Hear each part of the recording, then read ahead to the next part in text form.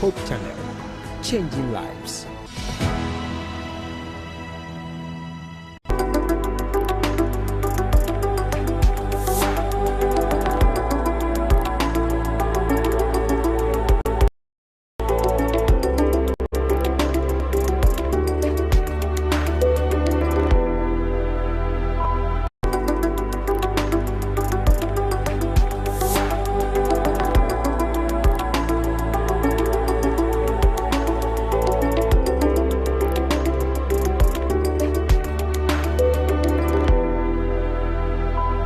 Yamo akwaba Emra Hope Channel Ghana yemfada emotion ema onyankopon sanse ne pede na dom enti na me no mienu nyina yeda so etiase se ketrema da bodwem na moje di emu afrisania na ye ni obia se yebekọ ne nchen ye di na sedama no echan otwede ampontotrobo nso tonso ebo awia na afei yensa mo akwaba Emra Hope Business Forum so ebre so na yetransese ya for afidie ntu baabia sanse se wodo afidie ne tu baabia wo se wo mre ene wadaje na hyene nso se da bia ye ba ye ma wadisua asronkon adisua ebeboa na afei watimi atumpon ewo wadwuma yemu eno nti ena nyankopon adaroma ene nso yasinkonwa ya yesan ba ababesua de na hyene nso se medimafo herbal hospital one madaroma ena bribia ye de Hope Business Forum so enkomo ede ebrewo wonum adwoso eyemienu baako ewo kumase ebuakwa agogo ena afei nso ubepiem ewo enkrane ne potamu a eye pokuase mayira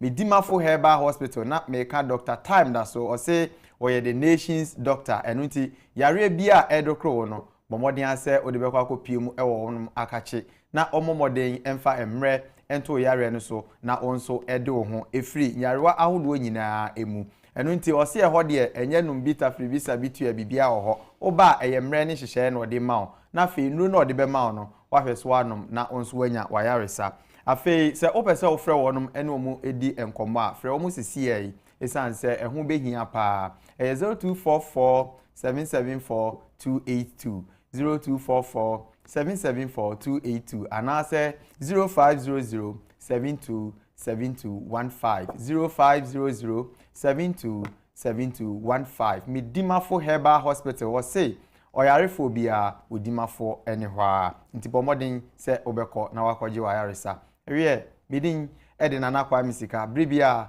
betena dwumadi eti gige ho tata ede emmao share so say ye twa ye ho good live ewo Facebook as Hope TV Ghana ena Facebook so okopiem ewo YouTube nso a ye wo ho as Hope Channel Ghana enkomo yi ebetwa ne ho agu ewo ho nti bomodin ase okọ a obehye na odo comments ahodo nyina afa ho no mo afei mu amu afiefie mu nso no ebraso se mo frɛ busuafo ni adofo nyina se Hope Business Forum so nkomo no adu obia entwemben na fidie last week ye share nkomo bia se ana ye di na ye hwɛ ye ne ayeje enkrofo japade ebi wo ha dan bi wo ya asase ebi wo ho no ma waye bibia no anse ye kɔ ya na yakɔhye adwuma ase se de etie bia no o je ne mfie num mfie aduenu a ye beka ne se eye leasing chese ode ma ona saa mfie dodo no dura ida se obetoa so ana se obesisa onema na wafiri mu na ode ye business no ye share the physical structures bia e wo se o hwe ansana wagye atum se obeje saa edan no ana se saa biaye no e de aye o business e na afi nso opani ne boy ma ye hu se e wo se wo hunu se business kro na awokoye no saa environment no ebeboa wa na afi nso wa wode wajapade ema obi aye business nso e wo se obisa ensem bi na hu dwumade ku a oba bedi se ebeboa se property na wode ma no se odi se adwumade na enkofa wo ha obia emma na ni nyina yesua ewa ha na nne yasan ba ye ba beto aso sanse nkomo no ansi na ne ma ne ye ni kan se na ye hwe the agreement nso a ewo mu wa wokwaje obi dan ene wa wode wo dan emma obi ana woje obi asase ne wa wode asase emma obi ya na nhyehyɛ no te sen wo se ye hwe free emra kwan so na ye hu se de be ya daachi bi no se asem bi ba ana se ba akofo mu a ohukwan obefa so a ono nso ebetimi aka na asem eno nti enne yasan ede mranim ni aba hanom a oba beka engineer ho na ma ye nkomo no atimi asipi na asita hyene nso se ebebie ahoma no nso na nso wafrɛ se de be ya onsem ahodo a opese obisa fa nkomo a ye di nyina ho no obetimi abisa na wonom ayi ano ede amount enti kame ho na memma wonom akwaba You see ladies first. Nti mesha se na medical ama emra nimni and I say Becca say cancel. Anita Okra or your Mrs. And or ha or no any principal legal affairs or officer or land commission headquarters Accra and afi engineer Matthew Donko aso penny makwaba aso penny and also a project and afi estate director Accra City Conference of SDA and unti o share said ye enkomo said ye si hyase no a na je se nen ba bia de be fa bia no ye beto ache no mpam cho me mama kwa ba bia yeah mjiri se na wotwi ne ma ko boko minim se pressure wo pressure ne de o de bia nyami en crime pressure de aso pani kra de ne nansi kwan so a wotu kwan ya no ene se ma twe na betna ha ai arefo nti me sama makwa ba bio ma me sha se mfiri elder ho na ekaka ya dwen kakra na afi arefo hu nkomo a ye sha ase no na ya to aso afiri ho no yo mima arefo nyina ajo wonu je so senior last week is and you who say as I say ye adwuma na afi nso so enye nyina na ebetumi anya ajapade ansa na yetimi de aye adwuma eno ti se ti bia na hu hia se yebetumi anya obi de na yede ahye adwuma ase na nso so ebre bia ebe ya adwense ye po obi ajapade na ye adwuma de adwuma no ye ntumi ntutumrika enko na ye nkoye no saa efi se ehun senkan no do so kakra efi se ya hwe ne ne ya hwe anya adwuma anya hwehwemu na yanye ya hwe se dan no anase japade na ye de adwuma no eso ebeba ye mfaso a ewa hoden ewo mre ewo nanimu a ebetumi de aye adwuma ama so aba mfaso a ebewi a kire no na ye adwuma no ase na fe yabokagu enti ye hwe se okohan dan no ene be wo se wo hwe se dan na okohan no ewa hoden a ebetumi aboa wadwuma na obeyo no yes na afi nso so enema bia hintai odan no ho a wode wani kura hwe a wo hunu eno ntie se opa nimdifo no mbehwe dan no no de mfidi hwe se edan no wa hoden ni adwuma a opese ode ne betimi ya support ebi kwa na ba bia wo adwuma no na ba bia columns ni sisi no na emwa papa if se bia de mfidi be na emwa papa ebi aposo showroom ba bia pillars ni na emwa papa ene sa na nyina ntie se wode wani hwe na wo hwe wi na wo adwene mu fu se be boa wa na wa man ndifo so hwe se dan no wa hoden e free foundation ekosi roof no ni nyina wa hoden betimi support adwuma wo ye no eno ena be mo adwene mu aye fine se wo ye no sa unkonya how animanimu ya na afi enkosei wadwuma no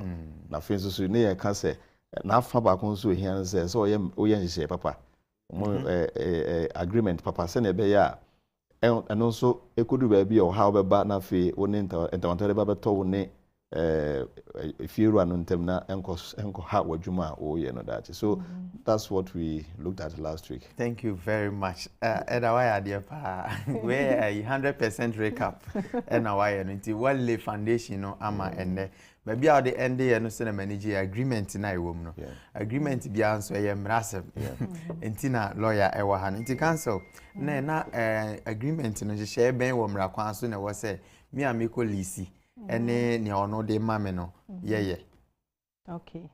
So say asase ho nsem no enye ade a yede anu kwa eye agreement oral agreement especially we a business you are in business to make profit yes and to minimize cost and lawsuit na emboa o business so there has to be in writing there was a krata agreement ebetimi aye evidence of the contract or the agreement you have with the person. So that way, I'm going to refer to it and make sure so bia edi nemraso. So say o renti obi efie and I will be asase so the ye business I will say first of all no wutimi background checks what we call due diligence. Ehwehwem say nipa koy or the rent we krampo no ono ani owner of the property or interest bi wom lands commission wo ubetimi akwa unya krata na ubetimi aye search wo to ascertain se ene yemra no se nipa no bi o ebe ma ware a yemra no ehye se e wo se na yire kra no o se na yire kra timi consent to whatever negotiations and otimi makwan it is a nipa na ware a o se otimi find out se de be ya adachi wo de koma wa na yire emba meka se mempene so na fe business no eba be ye basa it also we due diligence it also unya lawyer okay na otimi bua eye all those due diligence ni nyina uwi a also mo to krata so in krata ni mu no there are certain clauses ana enyoma bi also mu agree on said the be ya dachi enkofa misunderstanding bia emba e wo say agreement ni nyina mutual krata mu ebia anye oral enti wo say mu agree on the term okay ye ka say obi ma tenancy a emremu no e nyoma miensa say nipa na ma exclusive right to use the place okay for a term or a time period and you are paying rent. So these three things must be present. Okay. Tinya say or the dining premises name ma enso no o use fan bi e de only you know I was saying in the agreement you know you should be clear say or the amount for your exclusive use. Okay. Onye so the amount but onuba be use washroom onuba be use yeah you know say it should be clear so the amount for your exclusive use. And you are paying rent. The rent, you know, someone agree. Say a monthly or yearly or sign a wutia. Okay. Or sending in a mutimi negotiating. Namode to kratanim. And for what period are we talking about? Are you renting for 5 years, for 10 years? So the number of years and our months should be clearly stated. Okay. Rent, you know, so the ma, normally say a long lease. Aya number say ombe renew after a certain time because imagine obi renting if fear amount to say or the amount enne for 5 cities next 5 10 or 10 years no 5 cities so there has to be a renewal clause so that clause too must be clearly stated say ebia landlord no be renew rent no ebia every 2 years or every 5 years at this rate. If you obey renew 10%, 20%, all that should be clear. So that time you need do why on fa the trim and fa any arbitral revision yeah a big go against way usika sem to yeah it's need now to be wow as a business to plan because you are in a business to make profit. Okay. Until rent ya will rent sika will also utiano also utimi project. Say the next 5 years about se metua you be increase ya say can your business pay so all those things are very important. Okay. And our business way other clauses no say e ma o kwan say obetimi de premises no e biara kwaji loan and na say wontimi fa kwaji loan obetimi de e fa ba bia rent am third party and na say there be ni nyina nyoma o se utimi agree. And another important thing I also wa agreement ni ne use a obetimi de premises no aye eti no say eye a friend saying say manufacturing na wo ya na industrial and na commercial and whatever use no I was say clearly mu state na emom so say won so no as part of your due diligence also utimi check it with the planning office to ensure say premises now the amount has been zoned for that purpose. Okay. And yes, I will bet me what I rent baby. Now if you start with production and our business then Omba stop you say won't me faster premises in yes it's also we hear all those checks. Okay. I will make sure say be okay. Wow. That's very interesting. Maybe another clause that is important is maybe you seek redress. Yes. There is a problem. When there is or when there is a misunderstanding, a hefa and fanko, when they be court, and now some will resort to ADR. ADR, so we have different types. Okay. Your mediation, your negotiation, your arbitration. So which one are we going? Tini na say clear so that when there is a misunderstanding, court the default. So okay. if it's not stated in it, the court has jurisdiction to hear all matters. Okay. So you can go to court, but the parties can elect. Say, is arbitration. Okay. And I be mediation, and I be negotiation, and you should be prepared to be bound by it. You see, a bedroom was here, arbitration. Now, the chose me the court. And all that should be agreed on in the agreement. Agreement in the terms be brave it me at them. But these are the common or regular ones. Main ones are yes, as I say a womb. Okay. And again, sometimes renewal. Renewal clauses. So renew for normally the rent control would have to come in and assess and then give a new rate for I heard no question because renewal no to say be a major 5 cities maybe after 5 years time minimum say definitely any 5 cities but I'm also expecting something new from the building. Should I expect me musa nisa say was me who so no so aye bibi wo dan no ana dan kro na major ye na ni value ni e kosro. Oh, a dine corner, sometimes a dine corner, the building must be in a good state for whatever business or occupation you are using it for. So, in the agreement, there are usually clauses as to who repairs. Who does what? Who does what? Say, if you we've done agreements where Obeka said, landlord Beka said, I will maintain the outside. You the tenant will maintain inside. It's landlord and I said yes, so we make sure said dining home they be neat and when you come and won't touch my beer.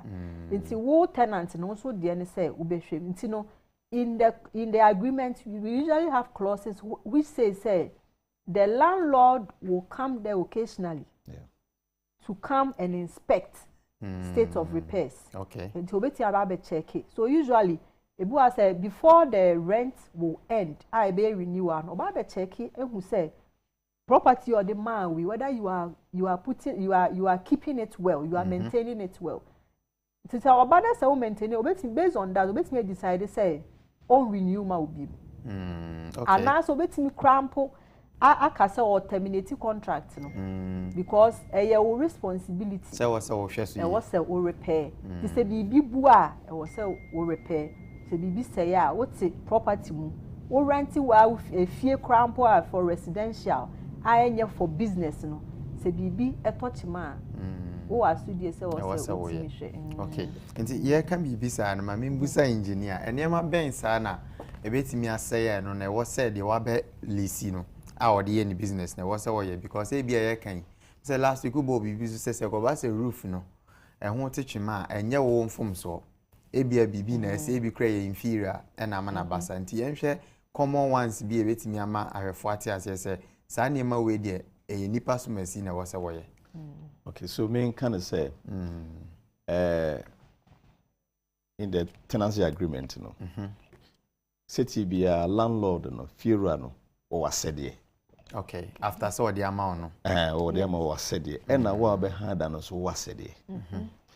Na eno no na council can say eno no ye be ye nyina afanu no na be tia say we dey na be ye we dey me na me ye. Okay, but generally no enema bia o as a result of usage da bia wo chimfuma o ye say wo bunsuo ni the anema no de normally ya tenant as a result of using a dey say any banti wo tenant no normally tenant will be responsible for that. But bibia emma the structure itself a dine one kasa ni nyina so na ho den be gina ho da dodo no ano eye if you run on there because you see a long lease the terms are different and a short lease I mean renter and also yes, because rent the at any actual rent should not go beyond 3 years between 1 and 3 years. So after 3 years, and now we are entering into long lease. The long lease is there. Then terms no better sakakra. Okay. Because and maybe we all know more ebe ko beyond normal rental agreement no wo tenant na wo mo no because ubenya in some cases you can even register your interest or lease na wa ye no obetumi ede sa lease no akra akwaji loan anase bibisa in a way no within the period that wo tenancy no edan ye wo dia okay within the time I wo tenancy edan ye wo dia dia then enema obeya ma edan no egina no enye the same as obi a okoye friends normal room renter what now bosumi ba bosumi nsia ne afe no enye pe so saa niema no na eti depending the type of contract more. Okay. Now I didn't know who here me person me picky way from last week in common. Who here say me be abeji dan dey me business. Me yes inspection ya obo so me hwe roofing, me hwe dan foundation, ni pillars nyina no. E dey ntina sa nkomo we who here pa. Yes, and you can say the dia e who here na say wo dey ade na be ye adwuma bi. Na sa adwuma na wo dey be ye no. Se edan no eni nyina so papa ebetimi asell business no. Okay. Edan no arrangement no. Se ne edan no ti ba bia ne pie wa bia ne toilet wa bia we wo no. Entimi en support adwuma na wo ye na. Ene yakwaje asemfa so ni so. Enti ese wo hu se ade na akoye no ha ba bia we beboa me. Ana ha ba bia we beboa me. Ana ha emoa me. Emoa me ade na metumi ayaka ho a ebemma metumi ayo. I used to dana ade my business am faso abaso anything else we yes an remu ni nyina na wo hu se ne tie na wo hwɛ se ebia e kai se wo bo e de ka ho na ansa na dana ye ne ebetimi aboa mo aye wo business na wa hwɛ sa aka no any rental na ayi na obetua no na wa hwɛ se wo obetimi accommodate na wo ye adwuma na obenya faso obetimi de atua sa aka ne nyina enti wa nte sa ne ma na nyina se a obewuram enti sometimes bonse bo no akwaji bia bi so okoye adwuma bi o hyase se o change dan nani so a se na ebeboa no a bonse obedu bia bi obewie no aka if sika o de be ye beto dan no awie dan no kofo na ma bi ko de nyina ko hye dan no mu na fi waka kwazo so untimi mfa utiri nkohye mu sa ese se o hwe se obusa nkontani nyina hu se ma ho odin betumi na me ye ne sanso so a ebema business no so agina yi a ebema manya more emfaso a metumi de atuatua me ho aka na afi me nso metumi atumpon wadwuma me yenu se hu hia another way dem be kan ho ne say hu hia say we be check the structural integrity of the place the elder can because it can pose danger to even yourself and your staff you krom ha say wo kaya mrebi shop kese fa popular one omo building collapse yes eman sem bebresi imagine say startup and a small business bia that could have been the end. But even though it was a big business they didn't have it easy. Yes, they didn't have it easy at all compensating workers oma ye we omo epra any nyoma so enye so you have as a business entity you have the responsibility to ensure say baby akwako use as a business it is of sound engineering quality ebetimi support it and foresee any danger to yourself and can someone say engineer kasano ka say oje dan within a certain period ebeye wo dia enti who responsibility na was all the show nsem enam si yesua de enti obi wo ho a wabegye dan no wa rent na ebia edan ne cement ne de aye form no no ade ne pe ato mutals enti efiera ne bana okase oba begye ne renter obese otete tiles na eka no efrim wa brekwa oye wambo fiera na mane enti bese o educate you on what to do if o pese o sisan bibi wo dan ne ho a na enkofa o half from ba okay tini na boils down to agreement na you can from the beginning ni na o se mutimi discuss negotiate na mudi share agreement ni so pese say na elder kanu things about the main structure of the building dey if you are responsibility why obu on so why ni building dey na ho odin betimi ene se ni opese building ye fa e na why wa cementi mu wa tile mu e na wa ba also pese o ye tile on country also pese the premises for tile one sumau it is only to be at your own cost once it was not negotiated and agreed upon untimi entin free what I say so mu negotiate e no see oh ene efiera mba be rent we what they say na tie bia wo sikura no nwie ye ebia you had the intention of tiling but sika semunti enti ene tile na yemfante rent and yes yemfante of the rent and ebeti rent kan so and bibi then ni nyina should be stated in the agreement enti once I only know I agree ni there but any agreement if you be or cry some certain agreement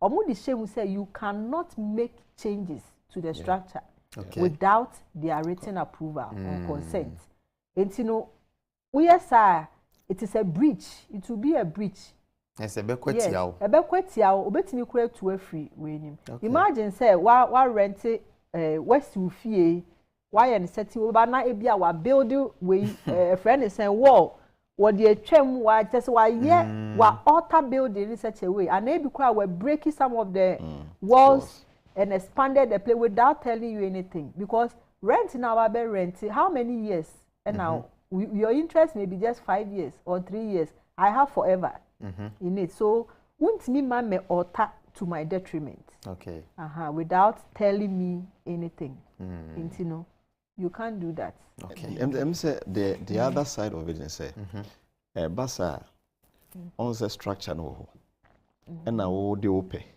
and now ye nia ope ho. Dan on so na holding how do you determine say nia we no? How is it affected? Say ono nimu then obi a obetimi ama ne engineers akwa akohwe supervise nia ope say we no. Na one man anti no one hwe say then you are going to weaken the strength of the building, which will be disadvantage to him or her. And until no fear no beka se debi, the why no ompene so. Into bo no kra ompene because of that no bet me renter and terminate that agreement. So it's a very serious matter. Anytime bia o pese odo nsaka obi ajapade a wo yuso no se obo ni panama yes say wa rent into do pay ya dia untumi nyesa I personally me first edan am han o chamber ho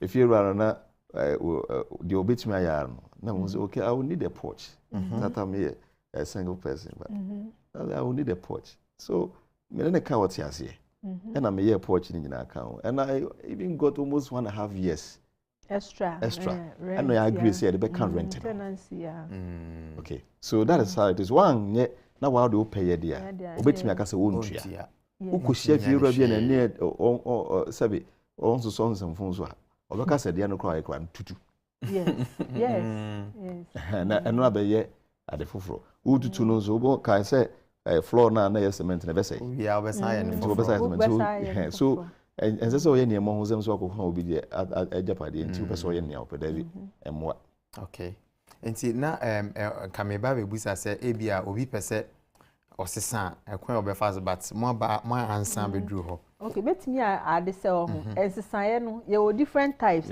ensesaye a eye so permanent say ebe cause damage if it is just painting you say bia wo ye adwuma bia mo colors ye red and white until also we paint mu red and white and the painting there it can be changed anytime until the hardening but more permanent fixtures like the set tiling okay and maybe I will break you wall adding walls on those permanent ones no and no dear also will the panel discuss but if it's just branding the place they are painting and now the posters be tire home the signboard and those ones need the problem pass all the way no cry no obi hono mo a on say wallpapers ni ade no etimi e wire cry etimi say was no say wo kwa you need to revert back and now some painting said you won't mean na sana unya obe wire no na a creative problem enunti even no cry na ye temporal ones I bet me a chat anytime you won't mean nya ho sa anko so wo ye ne sa wo mu you bet me na sa ba wo kwa e say wo ye ne se na nipa no ɔde ma ɔnɛtie no obi wɔ ha bi o say companies bi wɔ ha oba ye bi a me door a wooden door ba open glass no wa be tu ato ho to web to ho person oye glass ni o say oni nipa no e discuss okay because e bi our rent amount for this period e bi another tenant obeba may not want glass eti mo betimi a negotiate so opene so say obey na glass opene so there then you have to go and look elsewhere get another property a obetimi aye ne saa na aye ne saa dada okay enye saa de bi obeka say any okay may agree say obey but you have to revert back to how it was no there are things you need to negotiate and make sure say they are all in the agreement. Okay, and at what point and I was say ni obeji dan no or hwe saa niema we is it after payment or ansa na obetua sika no and I was say or hwe say saa niema ni nyina because I know say some people omo hwe ye krebi ka ho or the bema we ansa na or the agreement no kra ba and I also pentem na wagide aye wadwuma na ope ba bia danti no na onso wage afi agreement ni beba no na niema ngongoran anyway at what point and I was say Ubisa all these questions say meet me away. Is it after payment or before? Before payment, definitely. At the negotiation stage. So before payment, to be your due diligence, who say a fitting purpose for your business for which you want to rent, then you need to sit down and negotiate. Okay. When negotiating price and all that we are talking about. It is nini na or some way before payment. We get to have canny na so ka say pene a na kwa akoya asem foforo okay to say mutimu negotiate and most importantly e was say mutimi signing agreement before any money is paid. Okay, because I won't sign the agreement now ko to scan so ochina o change na adwen na say this year how are you protected. Yes, until also mutimi make sure someone sign the agreement and sana an agreement no so the contain the year kan nyina or say what sign we are then you make payments. Okay, na obia nice agreement na very important very negotiation very but do na amfanya adwuma mame fanka on say okay faka on na yenko break him adwuma me ye nti me hu say yen ye man mu ha no ye bu enugu sa agreement no so ena ya na ye suro say ebia dan na yakonya no ya anhwe ya ye be lose ye be hwere ye nti ye bu enugu enema aka ese hwese ye no so and in fact bebre afa ho anyasem na da bia de meka no say wo be hwere dan no ene say wo be hwere dan no ene osika ana wo be hwere asase no ene osika de na ope because the dan dey set ye bia no eye da bia obenya foforo basika na do kwakọ ha foforo wasa losu eno nti o si enya botre ma ensesi yesuro so dan bi ko han ya dan ana asase na oye hunu no ase wa mantem wa de mo obi ba bajo ya eno kwa ye bibi ensese ma o tena si ye ha because eno no dey push wa mo ne saka sika no na ne saka sika na afi obedi detect ni a opese ontumi na afi wakotena wa hunu ama nti ese ye to ye bo ase se ohunu dan na a opese ori adwuma o ye onwe mu nyina awie no ono so nye agreement na mu nyina mo decide se mo de be ye adwuma na afi upon signing no na wotua in fact enhwe so wo bible mo Jeremiah ebra ne ofa eba kan say on redeem asase wo ne ofa asase no o say oye asase no ho nkrata nyina awie no ena o sign agreement ena o seal ye ena o de ma Baruch ne trofo mo ana o carry sikadi tuaka ansa na o di kosie. Wow. So this principle, a Bible principle. Yeah. A Bible principle. And it say a baby bu eni agu Bible nchiche so no. Amane dey how never. And nti umai obia nsuro say oko han dan bi oko ta asase bi na nipa no ye the pressure to so one questions bisa ehu na fe udimrika bo wan okoto sika na to. Yeah. And this has happened to at least about 2 churches. They have lost it. About 95,000 Ghana cedis. Wow. Sorry to Ebi. because almost lose some lose assassin. Eventually, we lose assassin. As I lose so we need to be careful. Thank you, Eda. We need to be very careful. And you're careful, and your best friend. If you run for so I am Muhunayan, Monteso. I, Mama, I'm out for the I am share no more, but I feel baby and I want to share good time or swa and swa. And Combono, I had a pa, then so I see a home sooner, yes, Samba, ye buy answer. A baby a homana to now afre, and teacher a man to honum. I feel your best answer at their 2 TV in any at the amount. 0559 68 0066 0559 68 0066. Now afre, na fe, unso wabisa, wasembia, opese wabisa fan koma ye di hu. Sa bredi ye dan ye ho abasisia.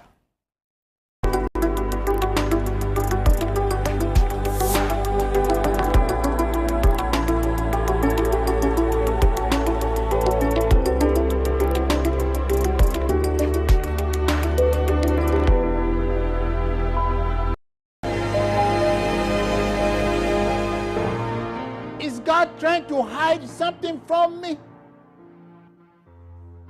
What is it all about? That you can eat everything in the garden, but this tree don't touch it. She was under the tree. The devil always finds you at the location where your temptation is. The devil can tempt man to sin, but the devil does not sin for man. You are a sinner because you cannot sin unless you mentally detach yourself from God. The minute you start doubting him, that's when the devil gets opportunity to put you to the test. Don't allow the devil to put doubt in you. In his presence, showing this and every Friday at 6:30 p.m. only on Hope Channel Ghana. Hope Channel is my favorite Christian channel. The best thing about it is that you can have it everywhere you go. All you need to do is to download the Hope Channel app on your Play Store or Apple Store and get all the programs you want to watch.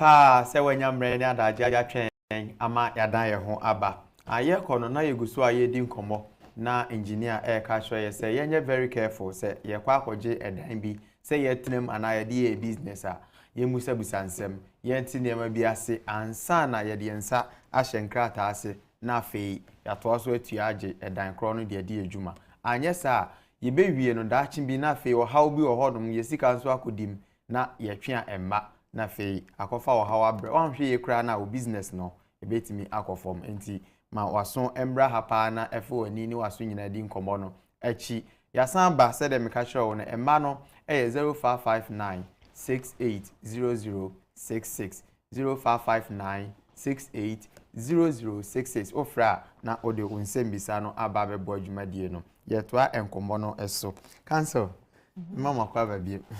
Engineer mama kwaba. Enkomo no ayeme de pa na efiewura no mbi wo ho no mo a no kre ni ya na omuhunehuna tenant na na se wo mo beji wo mo dan no. Mo nse ye kan yesi enye nhyehyeye. Na ono ade ne pa ye mra ni bebrebe ona ye ne dia. Ebi nso ana akoye se ne dan no na wo hia pa enti na wo de ahomete ekoje. Ebetimi ehu emra no mse mabobo bia so but ebi wo ho no mo a mo betimi abobo se bia efiewura ne ka se we dia eno de emfa mra kwan mu mempene anase ne nsa nka biem na we dia wo ka eye se de be nya nhweso de bi na ye kwa akwaje obi dan a ya fie ni ahwe ni ye cause ebi hunehuna pa obo a ne mra ne bebre kwa obo okra dan keke no kra no se ebono ngotwe a enye ko wa ha time say ye monyum a whole lot ya tupnum ai afi obi mesrao ene na say sa type of way na be kind from the beginning say say ka say rent and lease and tenancy there are tenancy and lease there are three things you should expect. So you have exclusive use for a period which is clearly stated, and you are paying rent at a rent. So if these three things are not guaranteed, let's say mra bi wo ho a wo hwe a wa no emboa wo was it na mu business enya no nko ani property ewo oman yi mu and ewo krom ha, then you have to leave it. Enya sa adachi ebe ha. Okay, yen kwa homa no somra. Emo akwa ba wodin any baby a wo free. From market, Hello. Hello, you're from market, you can say plate. Market atimetim pacho yentie we. Me pacho was if you was store dying. And now the amount will be a high. Only a corner for air conditioner for Ashima. There is no person get down and have anything. So person GBA store now. On more pay one more money. See and my aircon Ashim. Okay. Na yese o man lay aircon cables no ono ana akoye. Nti o sisi say o je store no obe ni dey. Yeah. Sir, ena na ka say o say we negotiate because be crank obo amane a be crank pa wiring no mo ye wo shop no cry might not even support air conditioning. Nti no wan hwe ya ebe kakra no wan say jahihie kra na de beba betu obi premises mu. Nti no eye term na say nipa no we breach term of the contract and an agreement and a negotiation, so you can terminate it based on that. So but him there na nka ogina so anka mbusa say agreement be na eno mo yeah we be kwa no ma anya agreement bia o anya agreement you know yeah na difficult so say any young schools and you know that no see my bullet na mama okay cancel any tunifuma yen why na own the rights nti na o say we notify no say the time no so a renew money because emra kwan mu no so person will terminate ya or so money pano notice ahead of time.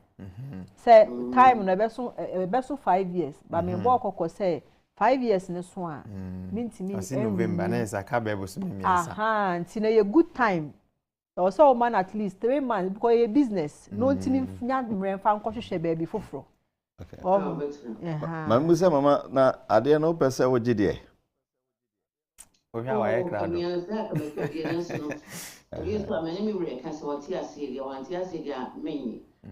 So say men so man 5 years view. And the attorney say the man be 2 years and also and I'm person say 2 years so bit me move 2 years no one say 1 year.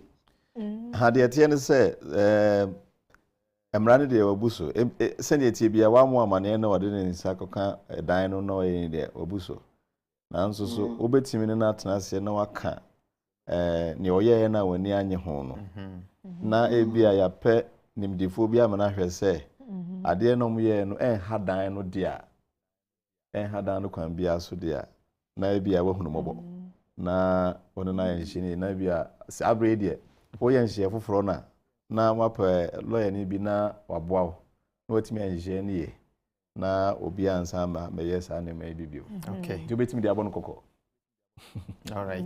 Enti na enu achi ne say we say your agreement e would yes, enti next time na eba no say na elder can also timi per legal person na on draft proper contract. Sa bibia all the terms will be included. Say be ya say ono an ode ma no say nipa foforo no ode ma no terms ni wo ho nipa no entimi mbuso. Yeah. Yes, so wetimi check obi wo ha ode ade rent kra on check date no scan e bana so one check here ebetimi a happen say nipa ni ye bibia ebe say we japade nti na o say emre ni mrebia o say wutimi e check hu say to check hu say condition aba ebia minim say wiring na say how the place is set up no is conducive for that or not. Okay. Until also checking. Okay. Engineer, anti how often I was say commercial buildings then are they renting for businesses no?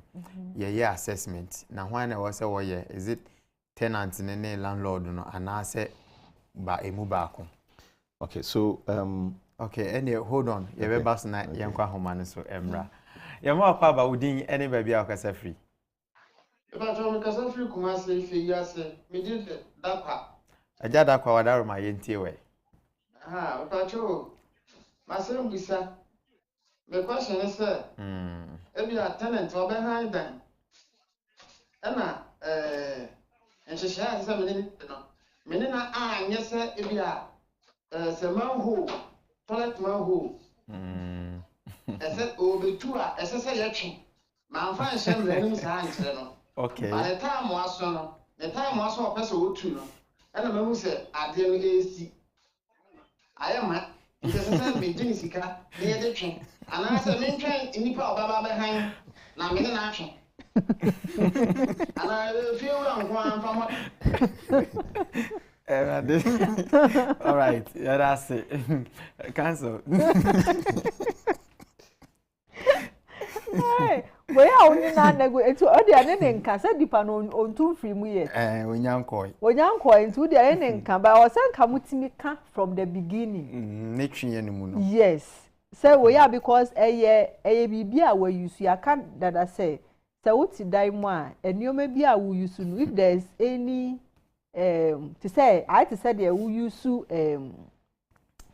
wire nra wire ball say omo ba be fa say wutu aka wo tenant na obetua enye fie wura ene betua no correct they bia we use pipe tap in the kitchen say ebu a wunti ko kon free fie wura say fie wura tap na e we yo nti no e was say aha so this recurrent neoma we use near the bills one na wutua so wo internet one na wutua enye fie wura na betua so anything you use as a result there's a cost to it no a recurrent expenditure kind of thing no a who tenant no into when in this instance there was a tenant no na also unless say there is something structurally wrong with the manhole the manhole has to be reconstructed and you know the be fie I said but if you are the manhole bibia e kama but when we use so ama na yema and a pair usage no it has to be discharged regularly.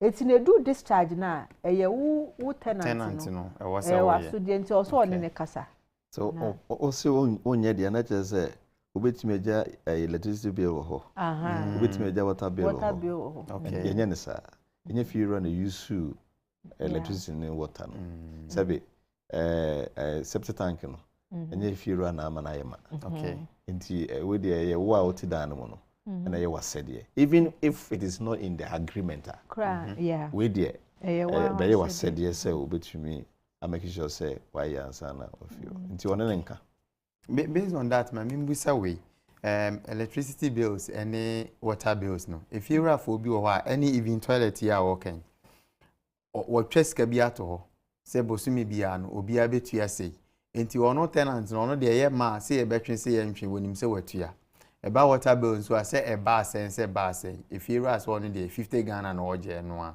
eye say if you be be hye say amra no na ye say tenant nso be di so okay say emra de obi atimi hye emra bia be fiba no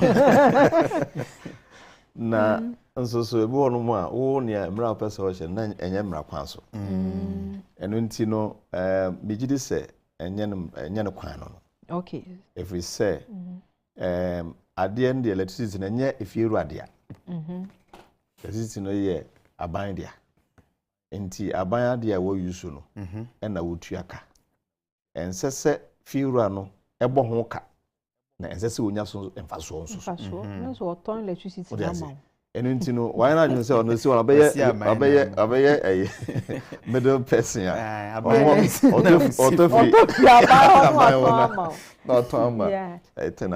don't think it's right na sanya ma no emwa etadi problem bebre eba if you are for no so mfuze ho na bi no no mfuze ho no ombenya business and so I don't think it's right but yeah man mu na make last week na make yeah man mu na bebre ho no mu a ye nye ni ye hasi obi anhwe saa niema no ye ncheke hwe enti no ebasi ekura ha na akobọ na mane ebasi a ha na akobọ na mane enti obi asi ne boye ne opebia na ema ye sabi ona eni bia o pese onya bibi kakra bi na de bia no mo ho akire wo okay ti o se hwani okay so the many be kan ho ne say depend on the kind of property on na say modern properties aba condominiums near apartments you have shared compound any ade no they introduce what we call service charge. Yeah. Okay. So service charge, and imagine a different occupants. Yeah. We use common areas, car park, swimming pool, compound. It has to be kept security. It's water supply and it has to be kept. So usually the landlord and if they have a facility manager. Or they introduce what they charge what we call service charge. Okay. Until they will have a flat rate, maybe 1,000 cedis, 100 cedis, depending on what the cost is. Now, obia occupant obia betua. Now, you be compound, maybe a swimming pool, maybe a baby to make sure that the common areas are properly kept. Okay. Until no, but no, meaning say the same thing as electricity, because electricity there. How are you able to have a flat rate for everybody? Because if you be use AC, obi on use AC, the kind of gadgets you be use no. Another party, it won't me. Ain't child born ma obi say. Also,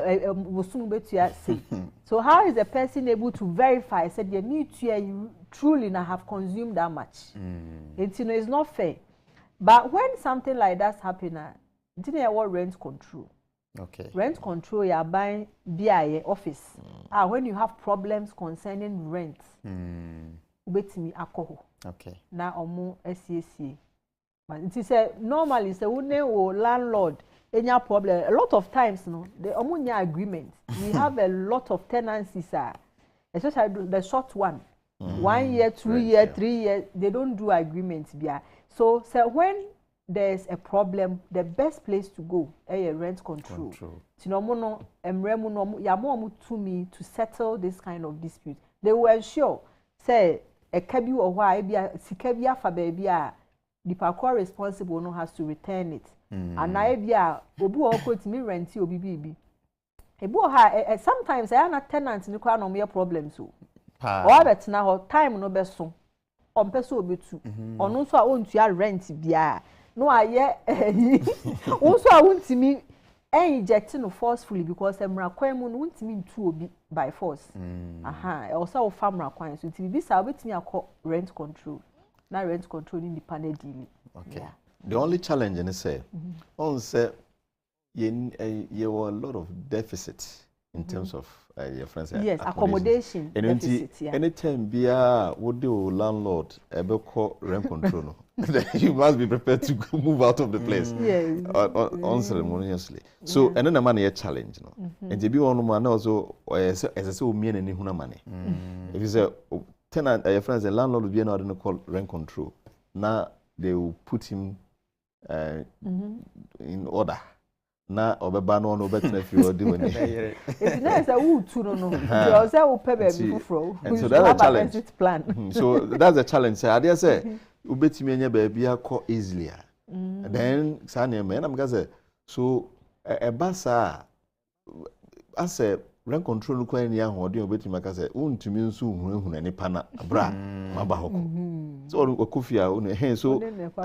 so we have a challenge as a country and then how but ni nyina mu no ahwe ye wo tenant na say wo hwe ho ye na wo ye oniema ye ba bia yesisu bro so no de e say otimi yi wano so ka na ye hwe say ebia say wo kankura na ye tuwa ana wutua ebia be ma nipa na adwuna ba no nses eniema bi wa wo ntumi nya wo mse ade na ye wo dia anzo nse say wo de sa na ma di asomesi na obedi ebia the next tenant oba no will have obetumi nya ne tiri dim. Okay. Ya bibia say obi anyina ho anka anhwe say sa ade no eto betwa ebe koso sa na nipa bibre ho akire wo. Okay. I think the problem ni kese na ye landlords na ya no money tenant no etifie ho. So. And then ma bill na sem no Yeah, because landlords be brave or krum ha omuntia bills. A bar no much tenants so oko bisa say o pese o hwe krata no so ya semfo fro. Na just say your days are numbered. Nti ama as a tenant be brave ni come for when it comes to that. Because ebia make us say onye prepare so pese o tu free importem ho. And agye nso ni ho kra o kopedan asan be sesa oniema ewo de. Nti osuro so obeka nti wo ho ana landlord at church go papers say bill na buy no we dey say na just obekom no kra wa ntu adodo na so kra wo krom ha cancel no kwasem ni omujiska na omunkotua na ka ne da so da ho muntu omofuma mi yeah so eno dey is illegal na say wo bo eyepo bo e ka ne sa tenant na ni aban nyina o wia o yes nti eno ne dey eyepo bo and enuano mu amotimi asidan enwumre yetumfo se monka hu se monso mu bebre ho amoye tenants ansana mbay landlords na munim se nia emu yate ye man ha esika sem ne ade enti se otimi esidan na betimi de ha mo bi anya bia ya mma no onye na asomdwe kakra na ye hu omobo we bo no mu a ene ye hye obo no na je se ofri afie okwa ebi odin tibeto na edene if you say onye ready so obeko na ayasem nso so what you want so na aye how because the niema woje no bosome no wonya na fe bi wona na ye ntokwa na fe abeto mo ntem ni fe ofo ntem obi won so a ono atua ne de a wo hwese kan na begina so nso so ezan say obi entry and ha say fi raje e wan ono no e disadvantaged eno nti ahwe no so na le ECG fon so mo wan kakra me gidi say light de eye mo moja pade ena no na meters no eno na mo eba ye hunu kanea ekwa bonten a esi etuaka na wo abu household nipa bebro be ze 50 no mo yuzu single meter adi ko je sky etwa to so no enti hadwene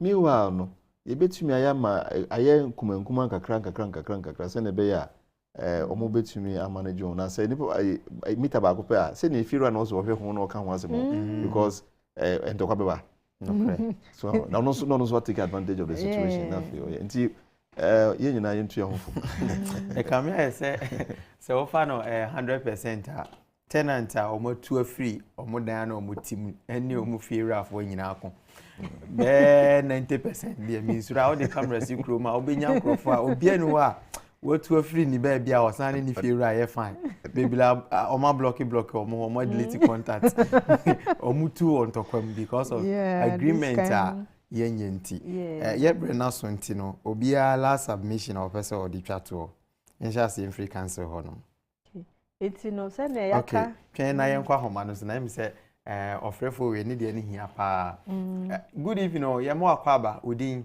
any baby a okasa free Pacho, medical ba de me dakwa me kasa fifi ya se me na masan ba okay na asem bi se me na mi bi sa me pacho e fe wa bi wo ho no mo a na wo de wo de ahye mu se wo be han fi na o mpe obi a wawale eno aya na me ntia se se e fe wa fo kasa me kure bi atumeda pa ko no wo pena na okay ya chafe ya sifo nyina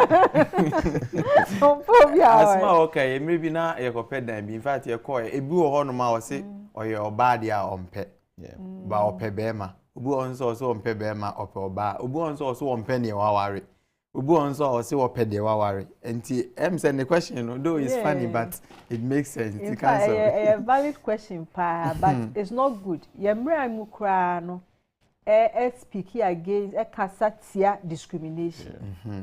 Enti no a major discrimination is not good. Emra kwemu no emfa mra kwemu say obe insist say me dan we there. So wa worry a me fa ma and na worry ya me fa ma. But we ho so fiere bi o ha o pese e bia experience bia wanya.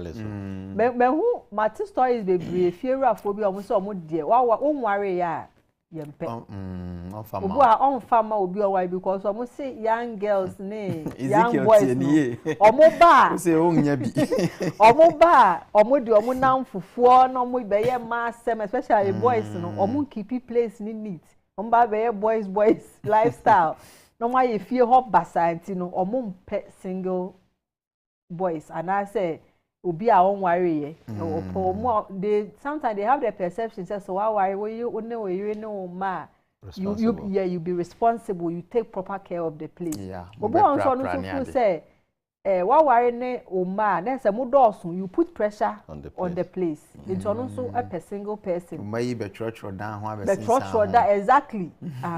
You know, but then enye proper. Mrabie ni wa supported that. Okay. Also last night me can say never be one ma wo wish we etiamra. Nti serious discrimination so na e be one mo a omo ware nso bi one mo a wo de obi ba be dem. Na omo use common washrooms no. On say be one mo a ya che. We pra na we apra. E bia o ya brand nti ye kasa be prem. Na so na dia baba obi ba be dem a o use. Easy. Na oye nwuragu. Oye gru o dware dwa oye bibia so ontimi ono so enti me pra say obi a obi re pra. So these are some of the experiences but ni nyina mu no en se etimi be ye mra say memma obi emmetna fia esan say oyo ono nko a ana say wa ware ana oyo obi okro be ka say obi okro mempe oba ofia ha mempe discrimination enye emrakwa mu no okay yemre no aso nti ye de enkomo no ebesi wa ha awefo ye da mosmo asipa se moni ye hyase na ye de aba bewie enam se ye de dwumadie no eba wie nti we de 30 seconds e bia na ye bechia na afi ye fancy yemre na so omo toto bobo me kra okay so me de make twa to on say agreement ehu hia pa se ma ye ka problems a ba nyina because enkofo discuss it and they don't have agreement before the tenancy is commenced. Enti no me advice ahwefo na etiefo say or say we make sure so be rent your property make sure pa say mo be have agreement now be your proper due diligence me chia me busuafo nyina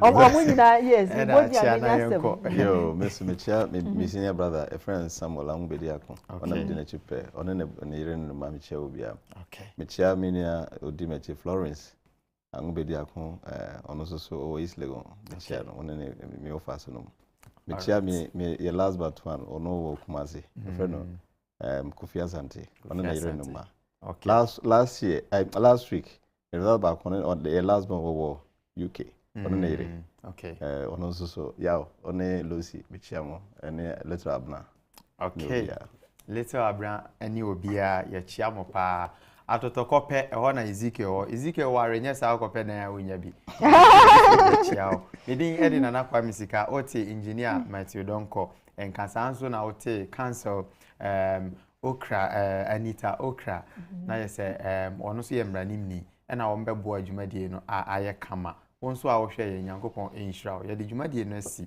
yesi ha ema mu nyina monitie ne hwa adeshi